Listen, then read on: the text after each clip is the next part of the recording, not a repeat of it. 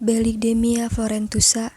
Berdasarkan budaya bangsa Trunka, ini adalah pertanyaan sangat santun, sopan, dan hormat.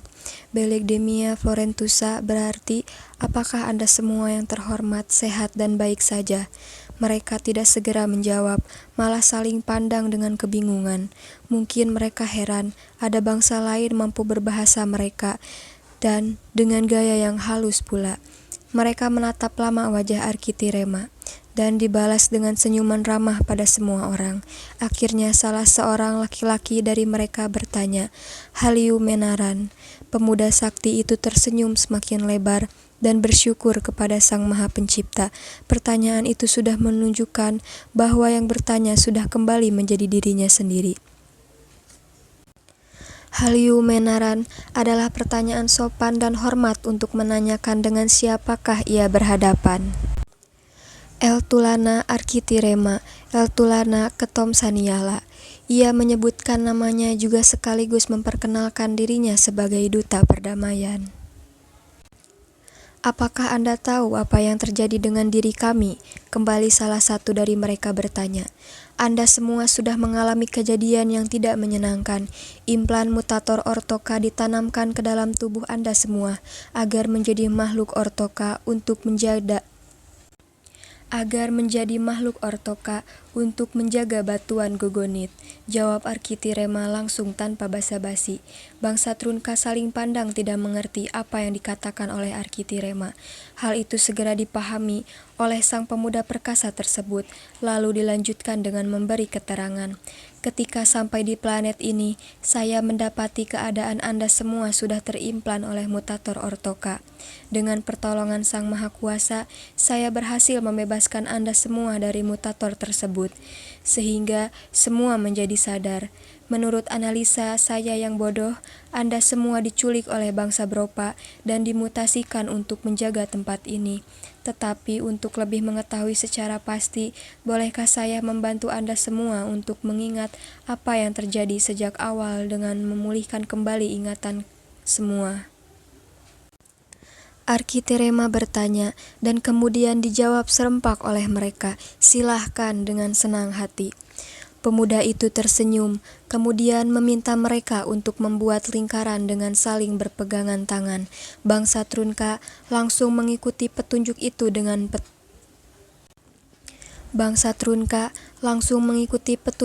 dengan patuh, meskipun tenaga mereka belum pulih benar dan masih dalam keadaan yang lemah, tetapi mereka masih memiliki semangat. Setelah lingkaran terbentuk, Arkitirema segera menyalurkan energi kepada mereka. Lingkaran bersambung itu memudahkan energi mengalir dengan lancar. Tidak lama kemudian, 25 orang bangsa Trunka merasakan kesehatan dan ingatan mereka menjadi pulih seperti sedia kala. Setelah melihat usahanya berhasil, Arkitirema lalu melepaskan tangan dan bertanya, "Bagaimana rasanya sekarang?" Semua memandang ke arah pemuda itu dengan tatapan penuh rasa terima kasih. Salah satu dari mereka berkata, Mungkin kami semua sudah mampu mengingat kembali kejadian dari awal. Mohon apabila tidak keberatan, saya ingin mendengar kejadian yang sebenarnya." Arkitirema meminta penjelasan kepada mereka. Kembali 25 orang bangsa Trunka ini saling pandang, dan bagaikan ada kesepakatan tanpa kata. Salah seorang perempuan di antara mereka berdiri dengan anggun. Perawakannya tinggi semampai dan memiliki wajah yang cantik khas bangsa Trunka. Rambutnya lurus panjang tergerai sampai pinggang. Setelah mereka diberi pakaian, barulah terlihat kecantikan perempuannya dan kegagahan laki-laki bangsa Trunka. Tidak seperti sebelumnya, dengan rambut, riap-riapan dan tubuh terlanjang bulat dan bergerak bagaikan gorila sinting. Perempuan itu memiliki hidung yang mancung, muka lonjong dengan leher jenjang, dan mata yang jeli menatap wajah Arkitirema. Lalu tersenyum manis sekali, kemudian mulailah bertutur. "Kami adalah bangsa yang damai. Planet kami hanya ada satu bangsa, yaitu bangsa Trunka. Tidak ada bangsa lain lagi di sana. Sehari-hari, mata pencaharian dengan bercocok tanam dan berburu. Tak Tak pernah sekalipun ada perang pada bangsa kami. Tombak, panah, juga perisai yang seolah-olah alat perang sebetulnya hanya kami gunakan untuk berburu, bukan untuk menyerang sesama. Dan kami membuatnya sebagai status simbol bahwa bangsa kami adalah bangsa pemburu handal. Baik laki-laki maupun perempuan, semua sama di dalam keahlian berburu dan bercocok tanam, dan memiliki tanggung jawab yang sama pula di dalam keluarga. Namaku adalah Fletilsi. Perempuan yang bernama Fletilsi itu terdiam sejenak sambil menatap wajah pemuda hebat dari planet bumi tersebut. 24 temannya mendadak saling pandang satu sama lain dengan senyum-senyum. Malah di kalangan perempuan ada yang cekikikan perlahan, tetapi ada juga yang cemberut. Sejak tadi, Arkitirema tidak berani bertatapan wajah dengan Fletilsi. Ia menyimak keterangan kata demi kata sambil menundukkan kepala dan menggaruk-garuk kepala tidak gatal ketika mendengar perempuan muda itu memperkenalkan nama. Pengetahuannya tentang budaya bangsa Trunka membuatnya mengerti bahwa apabila seorang perempuan Trunka sudah tersenyum manis apabila memperkenalkan nama, ia adalah tanda bahwa ia ingin diperistri. Di dalam budaya bangsa Trunka, wanitalah yang melamar laki-laki. Untuk urusan seperti ini, kembalikan dari sebagian besar budaya di planet bumi. Pertemuan mereka dengan Arkitirema sebetulnya belum ada 1 jam, tetapi sangat wajar bila pemuda itu digandrungi perempuan, karena mulai dari wajah, postur tubuh, kemampuan, budi pekerti, semuanya adalah impian para wanita normal. Tetapi Arkitirema pura-pura tidak tahu soal budaya tersebut. Ia masih menunggu kelanjutan dari cerita Fletilsi. Dengan wajah masih tetap menatap tanah, melihat reaksi pemuda itu yang seolah-olah menunggu kelanjutan cerita. Dan memang menunggu. Fletilsi mulai melanjutkan. Pada suatu hari, muncullah sebuah benda terbang yang sangat besar sekali ketika kami sedang mengadakan upacara Neryatu. Upacara itu sangat sakral karena merupakan penobatan dari kedewasaan seseorang. Semua yang berusia 7 trunkata atau 21 tahun, hari itu dikukuhkan sebagai manusia dewasa dan memiliki kehormatan sejajar. Ada 215 orang yang dinobatkan pada waktu itu. Kami semua panik karena belum pernah melihat benda terbang sebesar yang kami lihat pada waktu upacara berlangsung. Semua lari berserabutan, tetapi para Neryatu, termasuk saya, tidak bisa bergerak karena terpenjara oleh semacam cahaya yang dikeluarkan oleh benda Semua lari berserabutan, tetapi para Neryatu, termasuk saya, tidak bisa bergerak karena terpenjara oleh semacam cahaya yang dikeluarkan oleh benda berbentuk telur perak besar, yang keluar dari benda terbang besar. Sebagian besar tertua mencoba menolong para Neryatu, tetapi tubuh mereka semua terpental ketika menyentuh penjara cahaya. Akhirnya kami pasrah tanpa daya, dan para tetua pun juga keluarga kami yang lain tidak berdaya. Kami para Neryatu tiba-tiba terangkat ke atas dan dibawa ke dalam benda terbang besar. Sebagian besar para Neryatu adalah perempuan, maka kami menjerit ketakutan, sedang yang laki-laki berteriak panik. Tetapi hal itu tidak berlangsung lama, karena tiba-tiba semua menjadi gelap. Lalu kemudian kami terbangun di sebuah pelataran penuh batu berwarna hijau, dan kami selalu marah, bahkan akan amat sangat marah apabila ada orang yang mendekati bebatuan hijau yang bernama Gogonit ini. Banyak yang mencoba mendekati batuan Gogonit ini dan akan kami serang. Terjadilah perang, karena pihak yang kami serang pun ternyata bukan pihak yang lemah. Kami selalu berhasil mengusir atau membunuh mereka, dan bangkai mereka kami makan. Namun di pihak kami pun banyak yang mati, dan inilah sisanya. Secara samar-samar kami menyadari apa yang kami lakukan, tetapi tidak ada kekuatan untuk menahan. Sampai kami bertemu dengan Anda dan dibebaskan dari kutukan ini. Terima kasih, Saniala. Semua bangsa Trunka yang ada di sana, atau lebih tepatnya para Neryatu, menganggukkan kepala ke arah Arkitirema. Sebagai sikap membenarkan, juga ikut berterima kasih kepada pemuda perkasa ini. Sudah berapa lamakah Anda semua berada di tempat ini? Arkitirema bertanya. Namun sebelum Namun sebelum Fletisi menjawab, tiba-tiba berdiri perempuan lain yang tidak kalah menarik dan berkata, "Kami tidak pernah menghitung hari, tetapi yang kami tahu, sudah ratusan kali kami bertempur dengan makhluk-makhluk yang aneh, mungkin lebih aneh dari kami. Mereka datang dari semua penjuru untuk merebut tempat ini.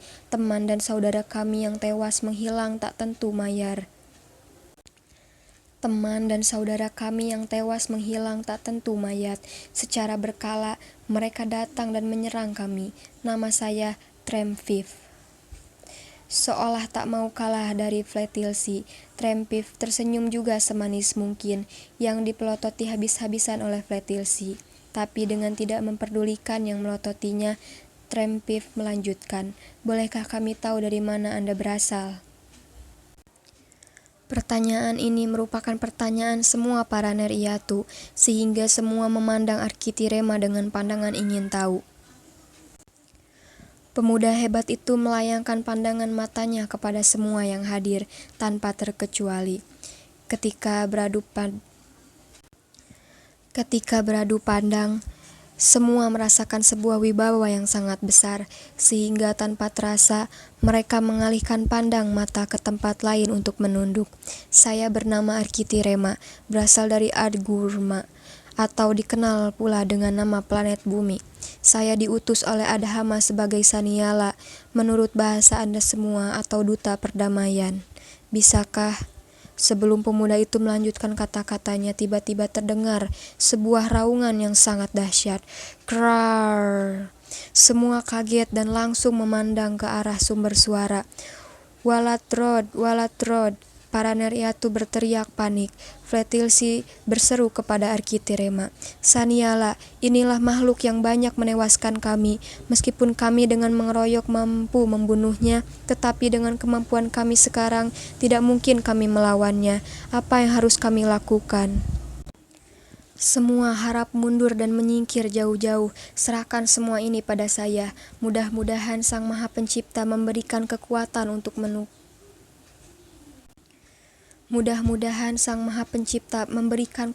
untuk menuduhkannya." Arkitirema berkata dengan tenang, seolah-olah yang dilihatnya itu bukan monster menakutkan, namun tersenyum dengan mata kocak seperti melihat kucing lucu sedang mengeong. Para Neryatu tidak ada pilihan lain selain menurut pada perkataan pemuda perkasa ini. Arkitirema mengenal salah satu bentuk monster hasil rekayasa genetik bangsa Mosram. Salah satunya bernama Walatrod, seekor monster berukuran raksasa, berbentuk seperti belalang sembah tapi dengan kulit sangat keras bagaikan terbuat dari batu. Juga sisik-sisik di kulitnya mengeluarkan lendir berbau amis yang sangat menyengat. Kepala, badan, tangan, dan kaki Walatrod benar-benar mirip sekali dengan belalang sembah, hanya dengan ukuran yang jauh lebih dahsyat. Tingginya bisa mencapai 10 meter lebih, dan terlihat yang muncul bukan hanya satu Walatrod, tetapi diikuti oleh 5-6 makhluk yang sama. Pemuda sakti itu segera berpikir dan bergerak cepat. Ia harus mengalihkan perhatian Walatrod itu agar banyak menyerangnya.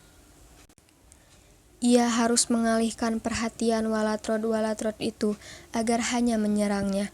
Tubuhnya yang kekar segera berkelebat sangat cepat tanpa bisa diikuti oleh mata biasa, bergerak menuju kepala makhluk aneh itu satu persatu. Para Neryatu sangat terkejut melihat gerakan seperti itu. Tidak pernah ada sedikit pun di pikiran mereka manusia mampu melakukan hal tersebut. Gerakan itu hanya pantas dilakukan oleh para Trempona, atau istilah kita adalah para dewa. Akan tetapi, para Trempona pun berdasarkan cerita turun-temurun di bangsa mereka, tidak sedahsyat itu gerakannya. Trempona bisa terbang tetapi lambat, sedangkan yang mereka lihat ini sangat jauh dari hayalan mereka. Pemandangan selanjutnya adalah pameran kemampuan yang tidak akan membuat mata para Neryatu itu berkedip. Karena sekali berkedip, maka mereka harus mencari lagi bayangan Arkitirema yang bergerak sangat susah sekali diikuti oleh mata. Arkitirema menyalurkan energinya ke arah kaki dan membuat kepala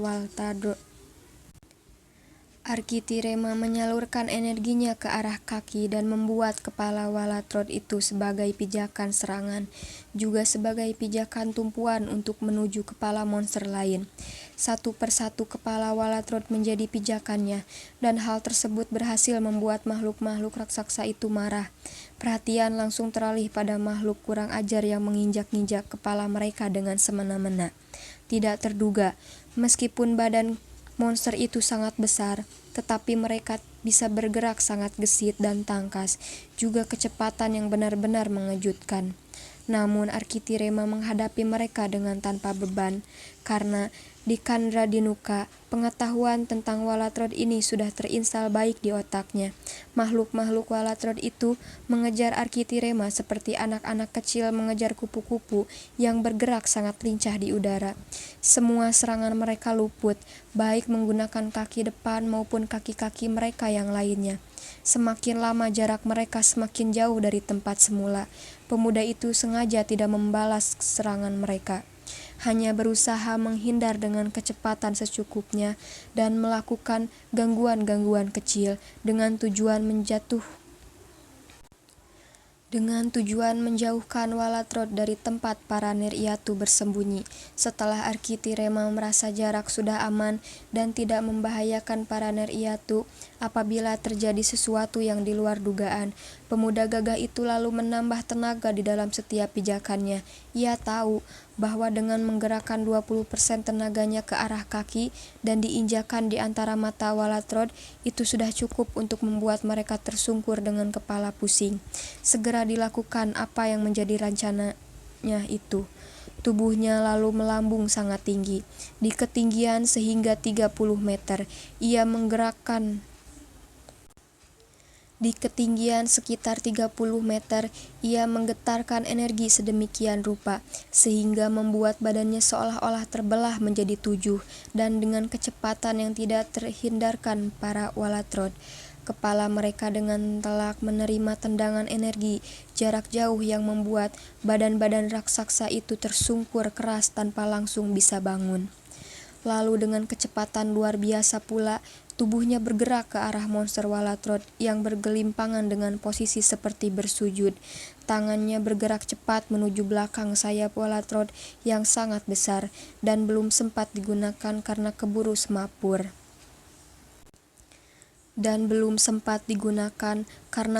semaput. Arkitirema mencopot sebuah benda sebesar kepalan tangan di punggung masing-masing makhluk berbentuk belalang sembah raksasa itu satu persatu. Mendadak tempat itu dipenuhi asap berwarna kuning, berbau amis memuakan. Segera ia menjauhi tempat itu untuk kembali ke persembunyian para Neryatu. Dari kejauhan, Arkitirema memandang asap kuning yang keluar dari Walatrod. Semakin lama asap itu semakin banyak dan tebal, lalu mulai terbawa angin. Tetapi arah angin itu ke tempat persembunyian para Neryatu. Pemuda sakti itu tahu betul bahwa asap kuningan Walatrod mengandung racun sangat keras. Ia lalu mengumpulkan tenaga pada telapak tangan sebanyak 10% dan melakukan gerakan mengibas seperti kita mengusir lalat. Tetapi akibatnya muncullah angin topan yang sangat besar mengusir asap kekuningan tersebut, dan dalam waktu hitungan detik bersihlah tempat itu dari asap beracun. Para Neryatu memandang Arkitirema dari jarak yang aman dengan sinar mata penuh kekaguman dan takjub. Tidak pernah sama sekali terbayangkan di benak mereka ada manusia yang memiliki kemampuan sedahsyat itu. Selama ini mereka hanya mengetahui bahwa para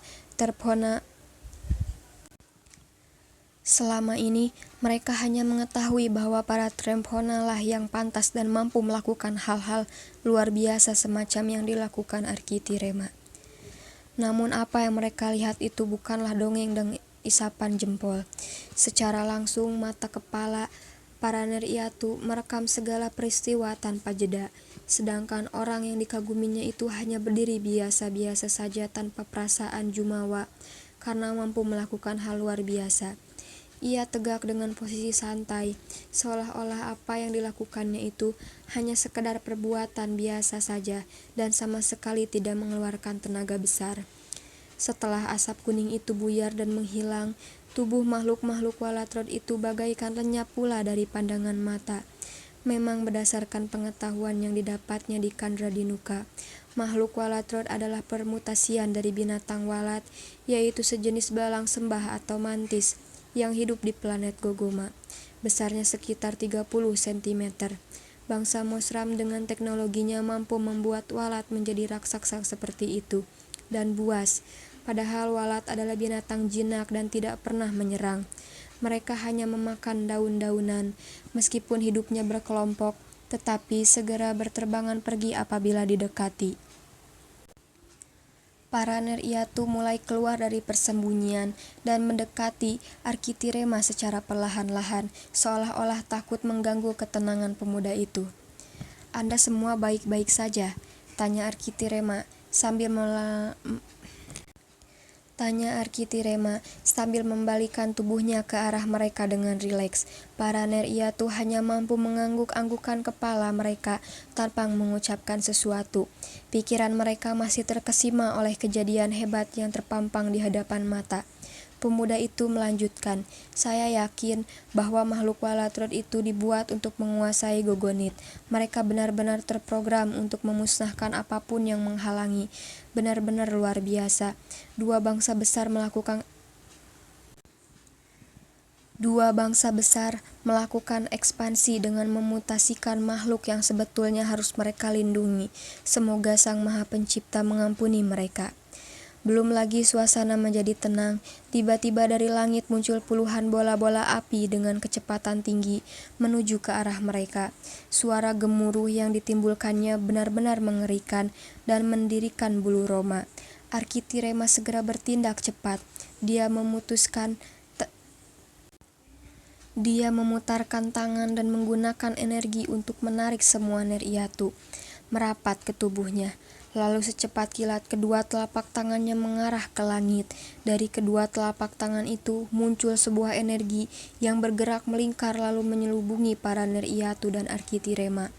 Melalui perhitungan tepat sesuai dengan latihan selama penggemblengan bertahun-tahun, pemuda itu mengukur bahwa hanya dengan 40% tenaga diperhitungkan sudah cukup untuk menahan serangan bola-bola api tersebut. Ternyata perhitungannya tidak meleset. Terdengar ledakan yang sangat dahsyat puluhan kali, seolah-olah tempat itu dibombardir oleh puluhan meteor. Bola-bola api itu membentur perisai energi yang dibuat oleh Arkitirema, tetapi tak satu pun mampu menembus pertahanan energi itu. Para Neryatu saling berpelukan sambil berjongkok ketakutan. Mereka tidak berani membuka mata saking takutnya. Blar, blar, blar. Ledakan itu terus-menerus terjadi bagaikan tanpa ada henti. Langit memerah seolah terbakar, tetapi pemuda perkasa itu masih tetap tidak bergeming sambil mengacungkan tangannya ke atas untuk membuat dinding perisai energi. Wajah itu tidak membayangkan perasaan apapun, benar-benar wajah yang melihat segala sesuatu tanpa penilaian, untung dan rugi.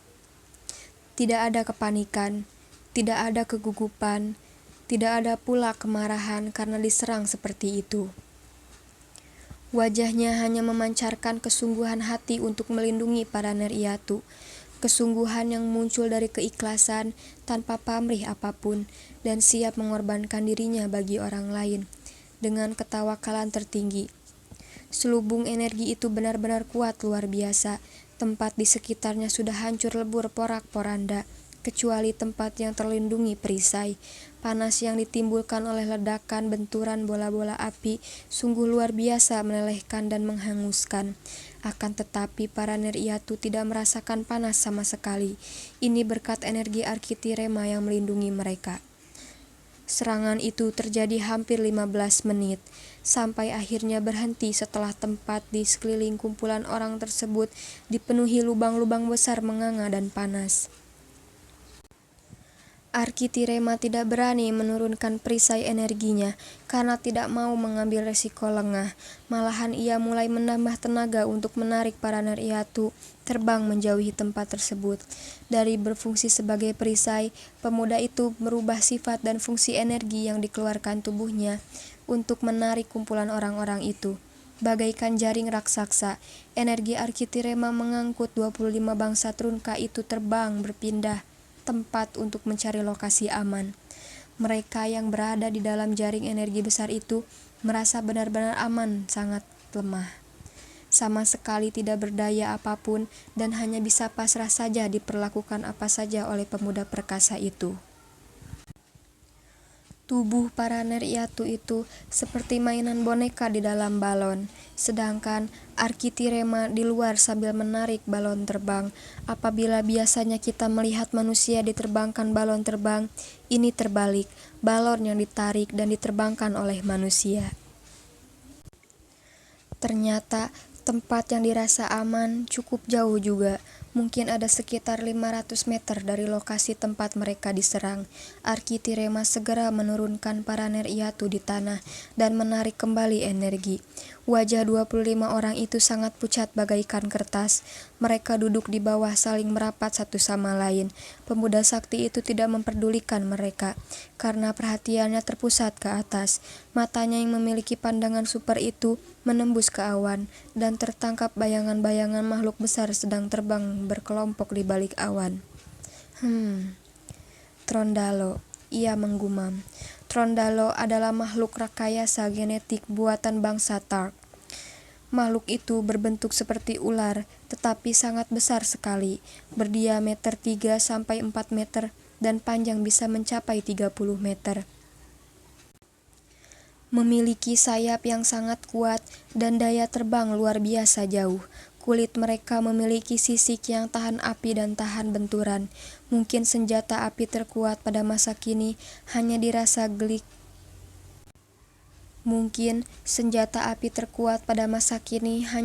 gelitikan saja oleh Trondalo.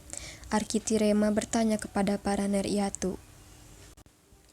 Apakah Anda semua pernah diserang oleh makhluk-makhluk seperti di atas itu? 25 orang itu mendongak ke atas, dan semua menggelengkan kepala, dan salah seorang dari mereka yang laki-laki berkata, "Baru kali ini kami melihat makhluk seperti itu. Selama ini yang paling sering mengganggu kami adalah Walatrod. Belum pernah kami diserang oleh makhluk-makhluk itu. Mungkin apabila kemarin kami diserang seperti ini, meskipun dalam wujud Ortoka, pasti tidak akan bertahan dan akan habis dalam hitungan menit." Mereka adalah makhluk bernama Trondalo. Makhluk ini adalah rekayasa genetik dari bangsa Tark.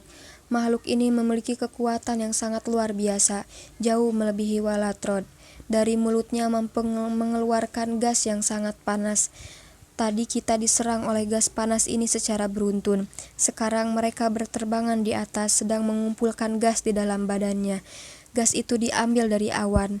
Mereka menyerap awan ke dalam badannya melalui pori-pori sisiknya, lalu memisahkan hidrogen dengan oksigen oleh kulit bagian dalam. Oksigen digunakan untuk mereka bernapas, sedangkan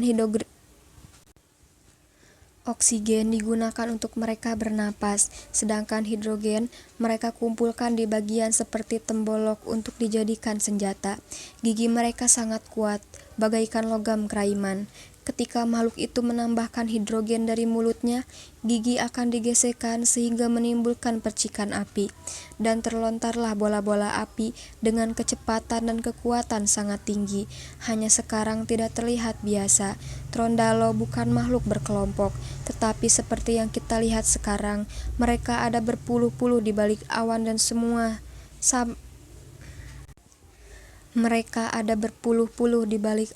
dan semua seperti ada pengendali. Semua mendengar penjelasan Arkitirema sambil mengangguk-nganggut tidak mengerti.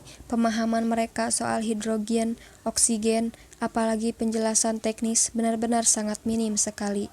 Akibatnya, mereka hanya memandang ke atas dengan mulut melongo. Pemuda itu akhirnya menyadari bahwa ia terlalu banyak bicara. Dari tanpa reaksinya para Neryatu, pemahaman dalam perkara sains mereka nol besar.